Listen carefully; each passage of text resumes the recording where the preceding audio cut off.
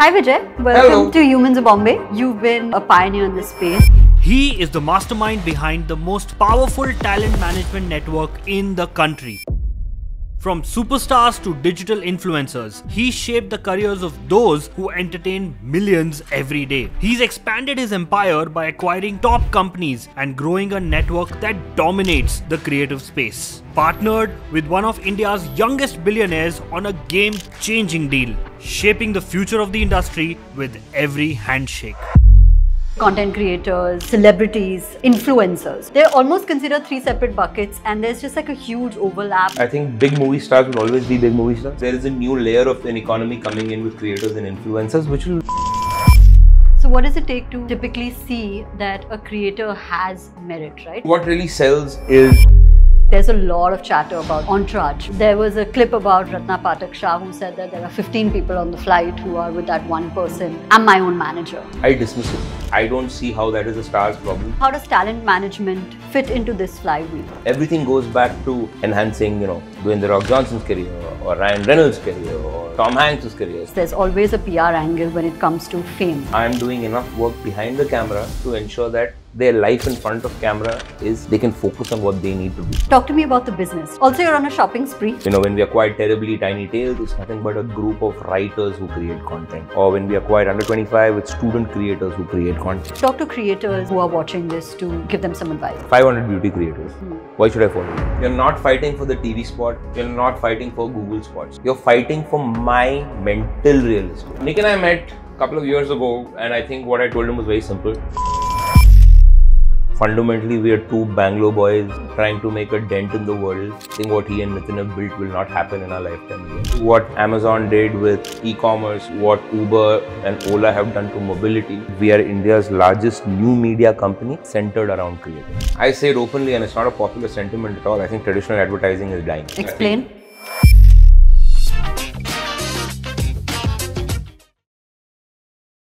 Hi Vijay, welcome to Humans of Bombay. And I'm welcoming myself to Collective. Welcome to Collective and glad to be a human in Bombay. A human in Bombay, yeah. Bombay. The energy is palpable outside. It seems like there is just everything going on and it's that good kind of energy that you sense. And you've been a pioneer in this space. So tell me, how do you see this industry, right, of influencers, talent management, creators, advertisement, all of the conversation that we were having offline, where do you see it in the next 5 years?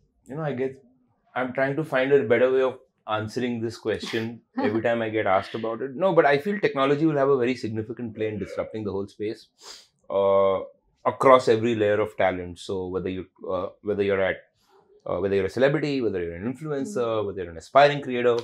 So I think we're focusing a lot on where technology goes, and using tech as an enabler to harness content. Correct. I feel, I keep saying this, that the business of the creator and the entertainment economy can't fail because you're backing it on the internet. And if the internet doesn't fail, your business cannot fail, but you as an operator of the business can fail. So if you ask me, where do I see in the next 5 years? I see hopefully close to 1 million people being employed by being creators full time. I see it have value in the growth of the country. I see it have value in the India story globally. Because I think like you had IT services, which became a thing. Like you have retail that's become a thing. Like you have now telco and telecom that's become a significant part of the India story. I think media and entertainment from India needs its moment in the sun. And I think that's going to happen in the next 5 years. Yeah. But, there are a lot of blurred lines even in this space, right? Between, say, content creators, celebrities, even influencers, right? They're almost considered three separate buckets and there's just like a huge overlap of what these three particularly signify. So tell me, where do you see that moving? Like, has it like permanently shifted in terms of like it's decentralized almost at that level? See, having now being actively involved in all three buckets, I think they are not cannibalistic. I think big movie stars will always be big movie stars. I think big cricketers will always be cricketers. I think there is a new layer of an economy coming in with creators and influencers, which will run its own course. It's like, telling me historically have the movies ever intercepted with cricket? The answer is no. They've been separate buckets of consumption. And I think this is the third. Yeah. So if anything, it's great for the economy. Yeah. So what does it take to typically see that a creator has merit, right? Like there are some that clearly fall on the other line and you're like, okay, this person has that potential. You mentioned earlier that 1 million people in the creator space employed by the creator economy. What does it take to be a good creator? Because those lines are blurred again. No, I feel what really sells is if someone is being real to their content in the creator space. I keep telling creators when they ask me for advice, when they're around in office and they say, sir, what can we do next? I keep telling them that don't worry about the numbers, worry about the right numbers, right?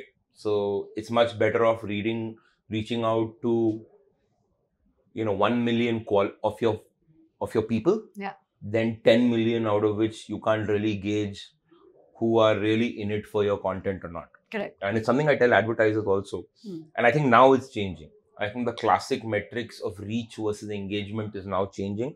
I think you have to define your audience. So if you are a young mother prescribing to nutrition and healthy life for family, or if you are a chef, you'd much rather focus on your cohort vis-a-vis focus on being something for all. It's very interesting because when we acquired Under 25, the reason why I acquired that company was it's solving for a very specific problem of the youth of the country. It's concentrated there. It's concentrated, right? It's a cohort.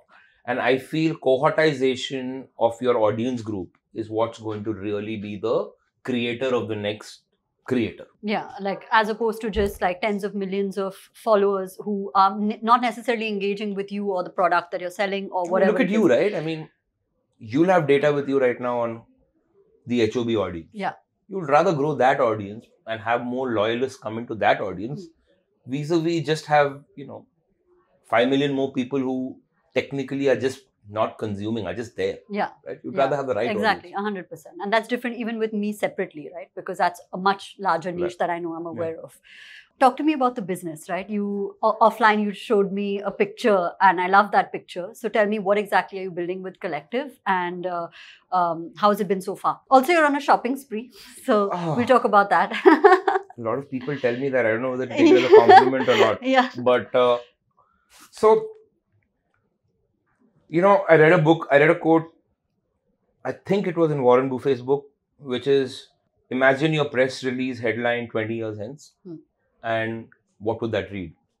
So I think my release would be the company that organized and consolidated a disorganized media and creator business. Wow. Right? So I would akin to what Amazon did with e-commerce, what Flipkart's done to e-commerce, what Uber and Ola have done to mobility. Can I become the largest platform for content creators to come? And I say content creators, right? So, when we acquired Terribly Tiny Tales, it's nothing but a group of writers who create content. Or when we acquired Under 25, it's student creators who create content. So for me, it is when they come together, micro, nano, macro, these are all derivatives and numbers. That would be what I'm building. So I like to now say that we are India's largest new media company centered around creators. That's a singular line definition. And that is honestly going to disrupt existing models. For that to happen, I think some models will evolve and some models will vanish. Yeah. I think AI will have a huge role to play. So that's why we acquired Gallery 5. I'm answering the second part of your question. Why on the acquisition spree? I think the reason of acquiring Gallery 5 was I think deep tech and AI will have a role in media. It's not really had a role in media yet. If you actually see conversations around AI and deep tech have been very, very clearly on the SaaSification of products, on the business to business side, on the retail side, but not really on the media side yet. I feel that's going to come in. So we are through Gallery 5 going to invest very deep in what we now call the AI labs in Collective. You'll see the first few projects run out of it as early as 30 days from now. They'll come into life. So I feel the marriage of technology, content with the creator is what's going to disrupt the business, and I'm completely focusing on that. Wow, that's a huge vision, right? And how does talent management in the context of the larger celebrities that you guys represent fit into this flywheel? Feeling stuck? Like there's more you want from life, but you just can't find the time to focus on you. You're not alone. And that's why I'm inviting you to Realign Live. On November 10th, we're hosting a full-day immersive experience in Mumbai designed to help you reset, realign, and reconnect with your inner self. We have over 12 experts who will guide you in your personal growth journey through workshops like Tai Chi, sound healing, ecstatic dancing, and so much more. If you're serious about taking the steps towards changing your life, now is the time. Tickets are limited, so don't wait. Grab yours today by clicking the link below or here in the pop-up box. And now, let's get back to the podcast. See, how does talent management in the context of the larger celebrities that you guys represent fit into this flywheel? I mean, it's honestly at the core of it, it's being made for them. Right. If you actually see it, it's being made for the creator. So if AI can reduce time and increase reach, which effectively leads to business, great. Why did we start the fund? We started the fund to empower young entrepreneurs through our network, right? So, what we're doing is we're starting consumer brands. We're working with our talent on creating enterprises for them. So everything that we do, at the core of it, we are managing a human's life. Yeah. That's the core. Tech, content, media, they're all enablers. So to answer to your question is, it's being catered for them. This entire flywheel is being catered for them. I mean, look at how William Morris has built their business in the West, or CAA has built their business. Everything goes back to enhancing, Dwayne "The Rock" Johnson's career, or Ryan Reynolds' career, or, Tom Hanks' career. So it's not very different. Yeah. The only advantage that we have is, like the West, which was a matured internet market, we have another layer of talent coming in, right? Yeah, yeah. 100%. Entrepreneurs such as yourselves who are really building a name about creating content and running an enterprise. Yeah. That's where the 100%. Eureka is. You also had interesting thoughts about advertisement. Talk to me about that and how that landscape is moving in India today. Oh, I say it openly, and it's not a popular sentiment at all. I think traditional advertising is dying. Explain. I don't think anybody should waste their time today on spending too much effort on an annual media plan. Because really, what is an annual media plan? You can say, I want to spend so much money in marketing. But I think gone are the days where you'll plan 2 campaigns a year and expect to some be happy. kind of, I mean, really, it's not the days of, that one ye dil mange more or one kuch meetha ho jaye anymore, right? It's so I think if you are spending disproportionate amount of time in sitting with your ad agency to make a 30-second TV spot, I think you'll fall in the race. Even things like research and tech and tooling. So if you see what we're doing with Under 25 and Gallery 5, for example, today you don't want to be that category manager who's sitting in Surat with 100 customers and doing primary research. Kya aapko ye color acha laga? Kya ye script acha laga? It's all available online. Yeah. So we are doing surveys online. We're technologizing the whole thing. So I feel traditional advertising should. I don't even think it will. I think it should get disrupted. Okay. Because I think that's what OTT has done. Yeah. Like if people keep saying OTT has disrupted the cinema business, I think it's given opportunity to newer talent. 1000%. Right? You can't deny the fact that people today don't need to wait and come in a train to wait in front of a producer's office to give them that one feature film. I think OTT has given that democratization. Same thing will happen with advertising. It's a leveler. It's a leveler. Yeah. So I think the incumbent ad networks, or the way incumbency works in advertising, I think is disrupted already. The extent of disruption is yet to be figured out. And I can tell you, we are causing a dent. Okay. Like I know for a fact that the kind of work that we are doing in the system is classically 5 years ago would go to an agency. Correct. Exactly. Yeah. So in that context, when you say that a catchy tagline, right? Like "Ye dil mange more," for example, those are gone are those days. So what? They're still there. Yeah. But I don't think that's going to be I think you'll have to find ways of manifesting it. Okay. So what is it that is relevant in today's context when you look to advertisement? Of course, now there are individual creators who now are being employed by very large brands to disseminate the message, right? Something like this. But what is it looking like in the present tense and in the future? I think the ability to engage. So, a lot of why is, for example, TV advertising struggling? How do you gauge what you and I are thinking about a piece of content? Yeah. Till such time we didn't have an option 5-6 years ago. ठीक था, हम serial देखते थे, reality show देखते थे, उसके बीच में एक ad आता था, and we used to watch it. Today, through social media, I'm in a position to engage. Through instant messaging, I'm in a position to engage. So I think you can still come out with a Ye Dil Mange More, but your manifestations now is not that one TVC. Correct. Right? It's not that central. Because what are you fighting for today? What is the real estate we're fighting for today? An advertiser is fighting for. You're fighting for mind space. You're not fighting for the TV spot. You're not fighting for the radio spot. You're not fighting for Google spots. You're fighting for my mental real estate. Correct. Will I stop there? In a world where doom scrolling is like, we can keep waking up every morning and say, this morning I'm going to reduce the amount I'm... Nahi hota hai. Yeah. Right? वो होता ही नहीं है. You will sit and keep scrolling and scrolling. In a era where doom scrolling has become, for me to stop, that's what you're fighting for. Yeah. And exactly. That will not happen if you don't give me something that I want. Yeah. It won't happen through push. It will happen through pull. Pull, exactly. Your audience is watching your show because of pull. Yeah. Correct. Okay. So that's the fundamental difference that you're looking at. Okay. Now, when you talk about tech and how you're looking to it to kind of be the next thing or already is the next thing, how do you quantify certain human-centric roles, right? Like there's a lot of chatter about, say, Entourage when it comes to talent. Especially, like there was a clip about Ratna Pathak Shah who said that there are 15 people on the flight who are with that one person. I'm my own manager. And she kind of decentralized that process as well and just spoke about her experience.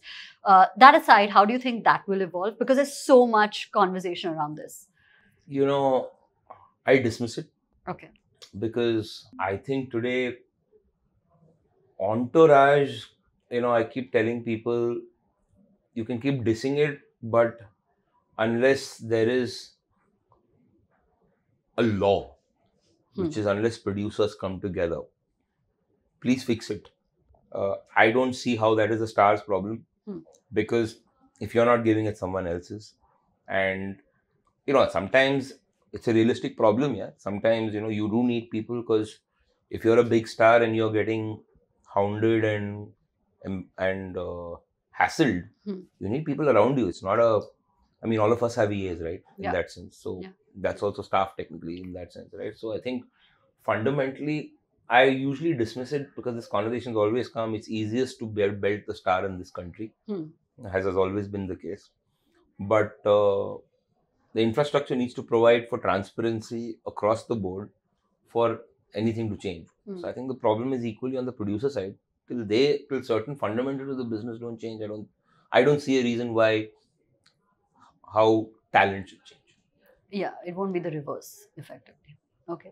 Spoke about something interesting where you said easy to blame stars. There's always a PR angle when it comes to fame, right? How do you kind of tackle that, both at the company level as well as the talent level? That's our job. Okay. I think that's what separates us. So I'll flip it for you, Karishma. I think as a agent, you need to be really invested emotionally. Like I keep telling people, so I work with very few people, right? But I love them. How many people do you work with? I won't take that number on camera. Okay. A handful. A handful, okay. Personally. But I love them, right? So their problem is my problem. As simple as that. And not because of the money it makes me or the commission it makes me, but if you see the greatest agents of all time, and you look at Ari Emanuel, the fabled Ari Gold from Entourage, or you look at Michael Ovitz, who set up CAA, or Ron Meyer, who was one of the godfathers of agenting, or Lou Wasserman in the West, or Mark Mascarenhas, who built Sachin Tendulkar out initially. It is more like it's a partnership. It's like a co-founder where the public face is a CEO, but it's a partnership. Correct. Right. So if you say, Vijay, how do you manage PR? That's my job. It's my job to ensure that when somebody is in front of the camera, I'm doing enough work behind the camera to ensure that their life in front of camera they can focus on what they need to do. Right. So I don't think it's that big. Yes, it's like managing marketing for a brand. How would you manage Humans of Bombay's communications or PR? Yeah, It's the same. right. The first principles of this don't change. Yeah. So and I think that's easy to do, because you know what somebody means, you know who they reach out to, you know what they stand for, you know their belief systems, you worked hard with them over a period of time to arrive at that, and your job is to ensure you are that brand, you guard that as a brand custodian with all your life. And is this just you, or have you seen it across the board with talent? This is the collective philosophy. Okay. So I don't know how other companies work. I won't be able to comment on it, because also I don't think we're an industry, right? Yeah. Like I said, I think I'm that PR statement. I want to be the first guy we want to be the first people who industrialize this, who gave it the respect of an industry. There are a handful of players, and I don't like the brokerage system at all. I would much rather move to the partnership system. Yeah.